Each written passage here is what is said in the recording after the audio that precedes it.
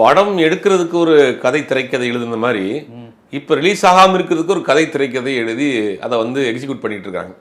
ஓ அப்படியா? ஆமாம், இது முழுக்க 100% வடிகட்டிய ட்ராமா.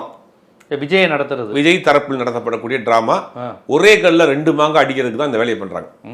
அதாவது என்ன பண்றாங்கன்னா, இந்த படம் வந்து ஒரு தெலுங்கு படம், பகவந்த் கேசரிங்கிற ஒரு தெலுங்கு படம், பாலியா நடிச்ச படம்.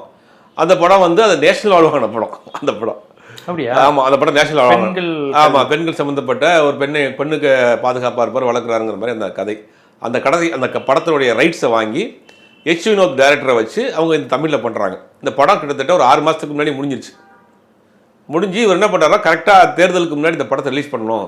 அந்த படத்தில் வந்து எப்படின்னா அரசியல்வாதிகளை சாட்டையை வச்சு அடிக்கிற மாதிரி பஞ்ச் டைலாக், ஏன்னா ஊழலா பண்ணுறீங்க, கொலையா பண்ணுறீங்க அப்படின்னு இவர் தான் நாட்டை காப்பாற்ற வந்த ஒரு சூரர் மாதிரி. கொலையா பண்ணுறீங்கிற கேள்வி இவர் கேட்குறாரு.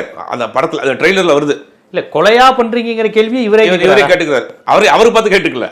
அதான் கேக்குறேன். அது எப்படி அவரே கேக்குறாரு? கொலை பண்ணலாமாங்கிற கேள்வி அவரே கேட்க, ஓடி போலாமா, 41 பேர் இறந்து வரப்ப பாத்துட்டு போலாமா அப்படின்னு வச்சிருக்கணும். ஆனா வைக்கல. இதெல்லாம் வச்சு ட்ரெய்லர்ல வந்துருச்சு. அந்த ட்ரெய்லர் பாக்குறப்ப என்னன்னா, சீன் பை சீனு நம்ம மக்கள் தான், சோசியல் மீடியா மக்கள் எடுத்து போட்டானுங்க. இன்னும் பகவந்த் கேசரி படத்தை அப்படியே எடுத்து வச்சிருக்கீங்க, இதுக்கு அந்த படத்தை டப் பண்ணிருக்கலாமே. கையில கட்டியிருக்க வாட்ச் இங்க ஒரு மறு வச்சிருக்கிறாரு, பாலையா மறு வச்சிருக்காரு, இவங்க மறு வச்சிருக்காரு, பாலையா வாட்சிக்கிட்டு இருக்காருன்னா அதே மாதிரி வாட்சிக்கிட்டு இருக்காருன்னு எல்லாத்தையும் சேம் டிட்டாவா எடுத்து வச்சிருக்கீங்க. இதையா உட்காந்து 6 மாசம் ஓட்டிக்கிட்டு இருந்தீங்க அப்படின்னு பரவ முடியுமா கேட்கும் பாருங்க. அந்த மாதிரி இதையா வச்சு ஒரு வருஷம் படத்துக்கு பாலையா தெலுங்குல தான் பெரிய ஆளு, தமிழ்நாட்டில் மிகப்பெரிய ட்ரால் மெட்டீரியல் ஆச்சு பாலையா. ஆமா, அதைத்தான் இப்ப என்ன பண்றாங்கன்னா, அந்த டயலாக் எடுத்து போட்டு இவர் பண்ற டயலாக் எடுத்து போட்டு சோசியல் மீடியாவில் ஃபுல்லா ட்ரோல் ஆகிட்டு போகுது. இந்த ட்ரெய்லர் வந்ததுல இருந்து ட்ரோல் ஆயிடுச்சு. அப்ப இந்த படம் என்ன சொல்றாங்க அப்படின்னா, அந்த படத்தை வாங்கி இதுல இவருடைய அரசியல் பேசுறாரு.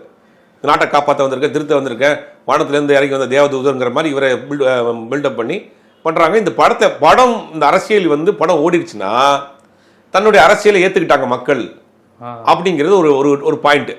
அப்போ இந்த படம் வந்து ரிலீஸ் டேட் ஆரம்பிச்சதுலேருந்து என்ன பண்ணுறாங்க அப்படின்னா, சிவகார்த்தியன் எங்களோட போட்டிக்கு வர்றாரு, சிவகார்த்தியன் வந்து படத்தை தடுக்க பார்க்குறாரு, ரெட் ஜெயின் தடுக்க பார்க்குது, உதயநிதி தடுக்க பார்க்குறாரு, முதலமைச்சர் வந்து இது சம்பந்தமா அமைச்சரவை ஆலோசனை கூட்டம் போடுறாரு.